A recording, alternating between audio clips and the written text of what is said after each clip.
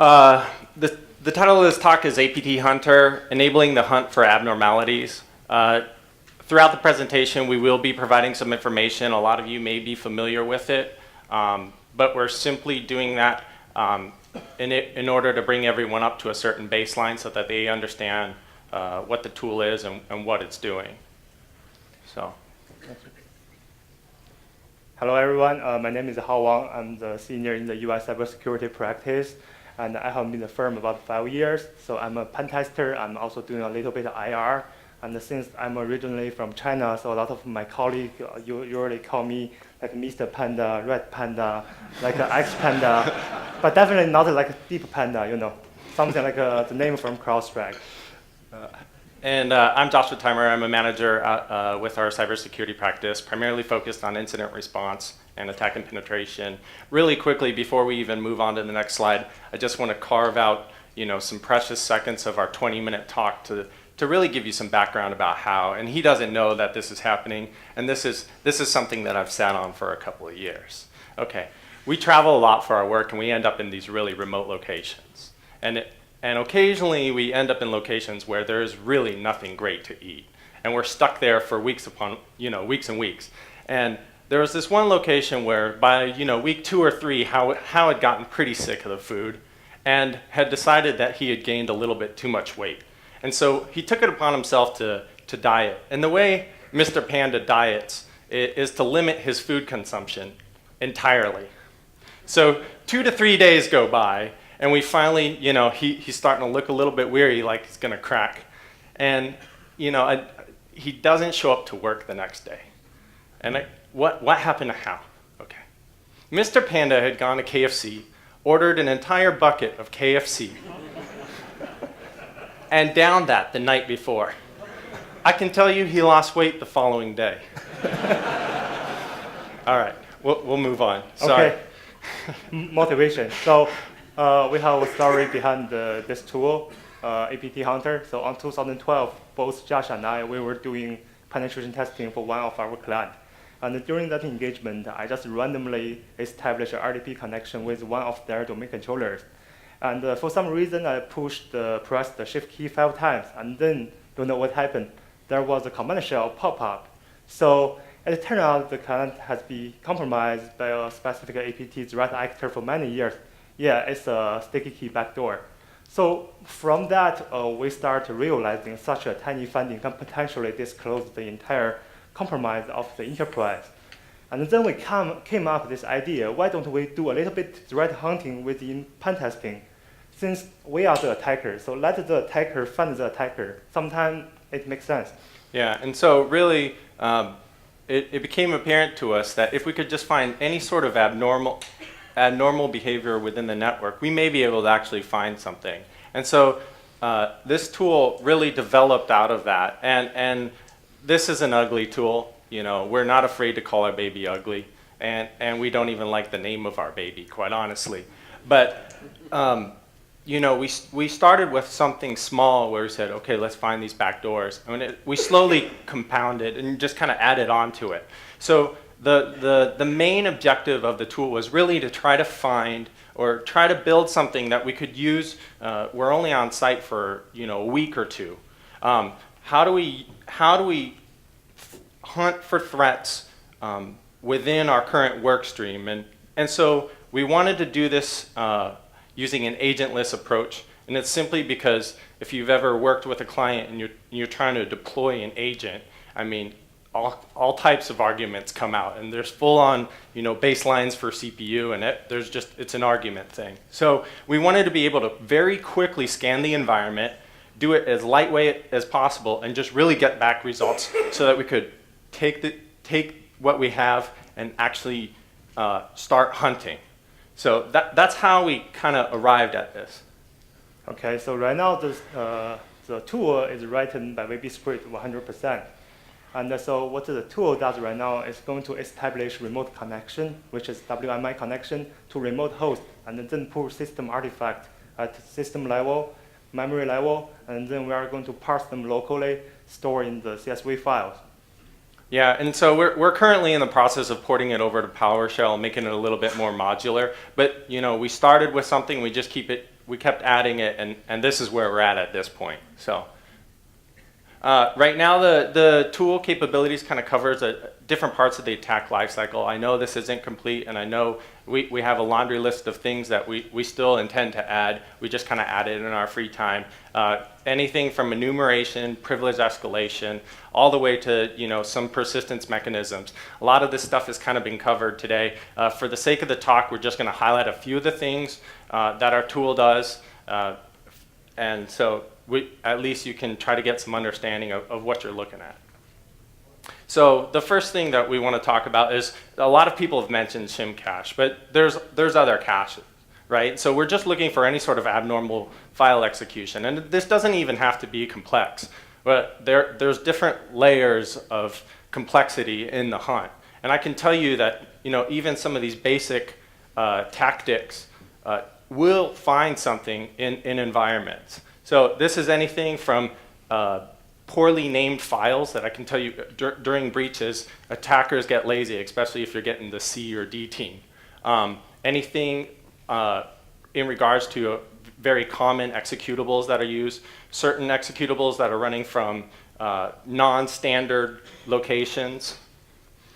And so how we'll just kind of walk through those as it pertains to our tool. Yeah, so Shim cache, I know a lot of people mentioned that today, so we just need to give a small overview about Shim cache. So Shim cache is used by Microsoft mainly look up a program application which requires shimming for compatibility issues. And thank you for the great work done by Mandin, and they discovered the metadata of Shim cache can be used to potentially track file execution. So within Shim cache, there are a lot of useful information, including file name, file size, and file path. So, yeah. Yeah, all I was going to say is yesterday there were some references to trying to pull the whole Shim database. We're trying to do this as quickly as possible. The tool probably takes about 10 to 20 seconds on each host. Obviously, there's ways to deploy it en masse, or there's ways to just kind of do a sweep. And so we don't necessarily pull all these files down. We're parsing them, and we're pulling specific things out of the registry and using them. So yeah. Go ahead. Maybe next one. So here is one of the examples from our tool. So basically, how does the tool work? So it's going to pull Shim cache data from all the remote hosts, and we are going to parse them locally, output them to a single CSV file, so which will be much easier for people to analyze, search, stacking. So one of my favorite search from Shim cache output is PS-exec service executable. So there are a couple reasons behind that. First, the service executable of PS-exec is a true evidence of PS-exec execution on the target system. And for most time, the modification day of PS-exec service executable is its creation time. And what's more, so for those Shim cache entries which locate close to the PS-exec service executable, those are typically the binary files executed by PS-exec. So from this one, we can see something called WC-U-exe probably was executed by PS-exec, right? So, but how can we know this file is bad? So Shim cache can give you file size and a file name. So with those two information, you probably can just search against your direct intelligence resources, or even just make a Google. So you probably, if you are lucky, you can find that file from website. Yeah, right? It really doesn't have to be that complicated. Yeah. And this is an example, and it seems overly simplified, but this is something that we have seen in an active breach. Exactly. So aim cache. So then we are going to talk about aim cache, recent file cache. So those two cache can be used to track recent file execution, application creation, things like that.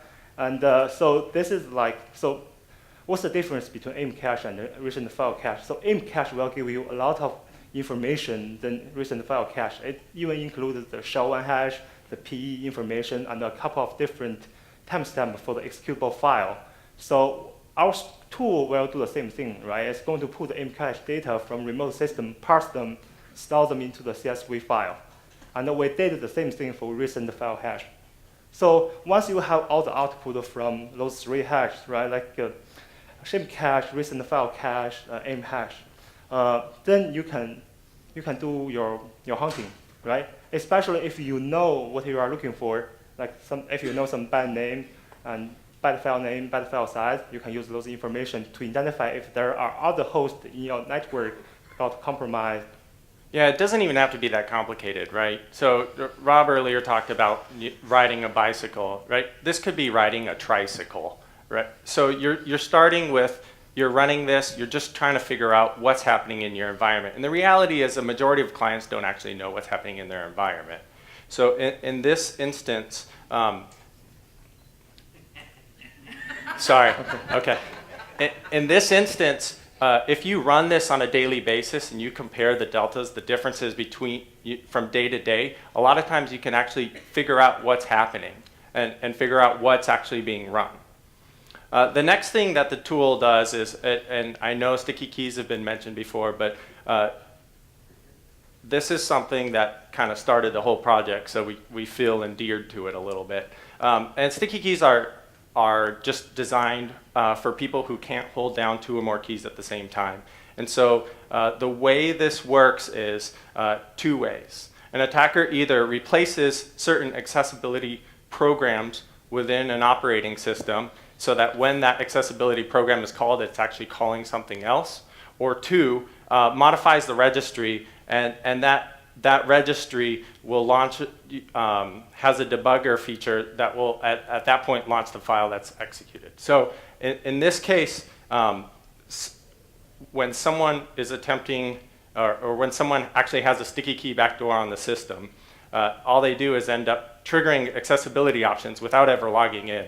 And they're able to get system-level access to those machines. And this is a great way for a native backdoor on a number of systems. And it's something that they kind of scatter throughout. I can tell you that agents, some popular agents out there have started actually adding this back in. I know it's been around forever, but it's still showing up.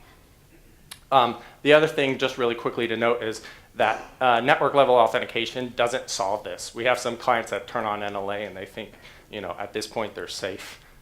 That's not the case. Yeah, I can give you one example. Like, let's say a regular domain user did RDP connection to one of the compromised server, and then they can just press the shift key 5 times, and then they can get a system-level command prompt. So the user isolated their privilege from regular user, domain user account to a system-level privilege on that specific compromised system. So the way this tool works is a little bit different. In a lot of places, what they do is they compare the hashes against the command prompt. In our case, this tool is comparing the file description. And if that description is actually different than what you're expecting, so if you're calling an accessibility option and you end up seeing that Windows command processor is actually being called, you have a problem on your hands. And so what we're doing, rather than comparing all those hashes, is just comparing that file description. And then the second thing is just querying registry keys for any sort of indicator of a backdoor. And here's an example of the tool output. If you're okay with Excel, you can use the tool. So. Okay, WMI persistence. So WMI persistence has become a really popular topic right now, maybe for the past 2 years, because the attackers, the bad people, are actually really using that. And people can right now start discovering this in the incident response. And so WMI can be used to create a persistent malicious payload through something called the WMI event subscription, right? So to create a malicious WMI subscription, you need 3 main components. The first one is called the event consumer, which contains all the malicious payload. The second one, we call that event filter, which is the condition to trigger the specific payload. And the second one is the filter to consumer banding. So it will tell you which condition is used to trigger which payload. And so far, we did a lot of research about this. So we found one of the most effective way to detect this is to enumerate all the WMI instances for a number of WMI classes and for a lot of hosts. And then we do large-scale stacking analysis. So here's one of the example, right? So we enumerate one WMI consumer, and then we saw something like a PowerShell is executing, is calling some payload over there. So it's easy just to figure that out. It's bad, right? If you find something similar in your environment, then there is an issue. So the other thing is, if you use something to some WMI class to create some WMI filter, there may be some registry key created after the system reboot. For example, so if you use Win32 local time to create a filter to tell the payload to execute at 12:15 p.m. every day, then there will be a registry key called Win clock provider created. So our script will specifically look for those artifacts. If we find one, we are going to put that to the output. Yeah, another thing that's been mentioned throughout the conference is Mimikatz, and it keeps coming up, and it's something that is extremely popular because attackers have been able to use the tool to extract clear text credentials. It's taken the element of password hashes and cracking those password hashes kind of out of the equation, and I think that's why it's probably so popular. In newer versions of Microsoft, what they've done is actually tried to combat this, and there's a setting within these systems, and by default it comes, these hosts come shipped with this enabled, so it prevents the storage of clear text credentials. This is a registry key. There's a lot of attacker tools out there that are starting to flip this key back and forth. So what they're doing is, if they're targeting a specific system, they're flipping the registry key, they're getting the logon, the clear text credentials, and they're just kind of flipping it back. It's almost automated at this point. And so this isn't rocket science. All we're doing is querying that registry key. If you see that key being flipped, at that point, you know something's probably going on. So it's an abnormality that you wouldn't expect to see, and the tool is querying that key and pulling that out. So if it is seeing this, at that point, you know something may be wrong. And so here it is. All it's simply doing is calling it out wherever it finds it. And so. Yeah. So schedule task. We know read from CrowdStrike talk about this a lot, so we are not going to spend too much time on this. So our tool is going to do the same thing. Basically, mainly the tool is going to look for all the at jobs on the file system. If the tool finds one, they are going to pull them, parse them, and store them into the single CSV file for your analysis. Maybe we go to the next one. Yeah, it's pretty common with Metasploit. Some of their persistence mechanisms a lot of times use these guys. Exactly. Like from the parsed output, if you find something like a single character.batch file, single character.exe, something you don't know, something you are not familiar, it's maybe good to spend some time to doing some investigation. Yeah, the next thing we kind of look for is we're pulling rogue services, and a lot of times, and this is nothing that's new, but it's just building context. Essentially, we're dropping on site and we're trying to do this as quickly as possible. We haven't even really allocated a budget for it, but we like hunting, and we're there anyway, and the client never caught us, so we might as well do some hunting. And so in some of these instances, you can often see where the service caption is a little bit off, or the job is set to be hidden from the user and to auto start. And so that's kind of a brief overview of the tool. It doesn't take anything to run it. It's a VB script. It just takes the privilege that was kind of described earlier on in the talk. There's a few things, if you really want to get the most out of this tool, and you actually want to start going through this, there's a few things that you can do. One is, if possible, run this on a golden image. Take the things that are found on the golden image and kind of whitelist that stuff against all of your output. And that just leaves the leftover. The other thing we recommend to do is kind of use a tiered approach. If you're targeting domain controllers, if you're targeting servers, if you're targeting workstations, those builds are probably a little bit different. Use it on a set of hosts that are very similar. The other thing we'd say is probably start with a small population and kind of work your way out. The other thing that we briefly want to touch on is the fact that efficiencies can be gained. So we've been on breaches where clients don't have any sort of endpoint intelligence, and we've localized this and used an AV vendor's product to push our script and run our script and pull everything back. It requires a little bit of modification, but we'll probably end up posting an example of that so that you can kind of use that. At the same time, all the output is CSV. It's very human readable. You can take this, you can have it run on a daily basis and just ingest it into your processes already. You can already build rules on it and just kind of use that. So. Yeah, and another thing I want to mention, like we know there are many tools out there. You can use them to pull whatever data you want, right? But I think the most important part is about how you want to utilize those data, how you created some creative ideas to analyze those data. Yeah, and we're not saying this is honestly, if we see endpoint agents and there's some maturity there, that's great.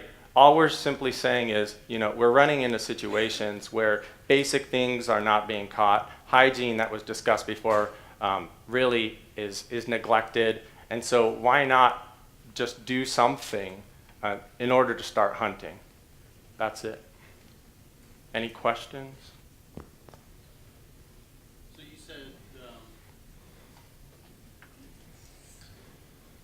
So you said, of course, this tool requires local administrator access to get any useful data out. Are you suggesting that people use this tool broadly just by using their administrative access to the endpoints and then pushing out by WMI? Or what are you guys doing in your workflow? How do you gain that access, and what type of machines are you running them on during your engagements? Okay, so we're pen testers, so we usually end up with all the access. So it becomes relatively easy to run. Sorry to say that. But with that being said, we typically run it on a set of hosts. So at a domain admin level, we'll run it just across the domain controllers. On a server level, we'll run it across the server. A lot of times we're coordinating with the client as well. And we're just temporarily setting up something, running it, and expiring everything afterwards. So. Yeah. And everything is done by network level authentication, so But there's no credential cache on the remote. Yeah, that's right. And with that, all of that being said, there are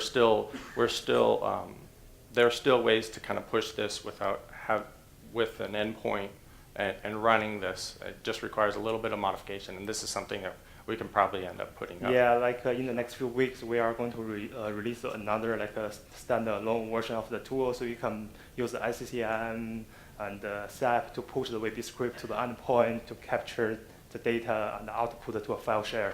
Yeah, it's just something, you may not be able to ride your bike, but at least ride your trike, Just ride a little tricycle or something. We will do that at the end of today. You didn't? We didn't do that yet. You did it? Yeah. Okay. It'll go up. Yeah. It will be there. Can it be run remotely, or does it need to be pushed to the individual clients? No, right now we run it remotely. Okay. Yeah, so it's just something that you can just kind of integrate into a process and have it just kick off and run. So. I guess the issue I have with this, as opposed to an endpoint agent that runs in the kernel space, is the potential for rootkits. That when you use just an account to query the machine remotely, there's always the chance that there is a rootkit on that machine, and the results you get back is completely false or inaccurate. Yeah, so we're not advocating not to use an endpoint. Don't think that's what we're talking about. We're simply providing an alternative if you want to hunt and if you don't have that capability. So wholeheartedly, if a client has capabilities that we can use, we'll use those capabilities. There's no reason to use this, especially if the client has that type of insight. But the reality is, unfortunately, this has found multiple breaches, and it's not even our intent to find that. It's just something that we end up doing. So, any questions? Okay. Thank you. Thank you.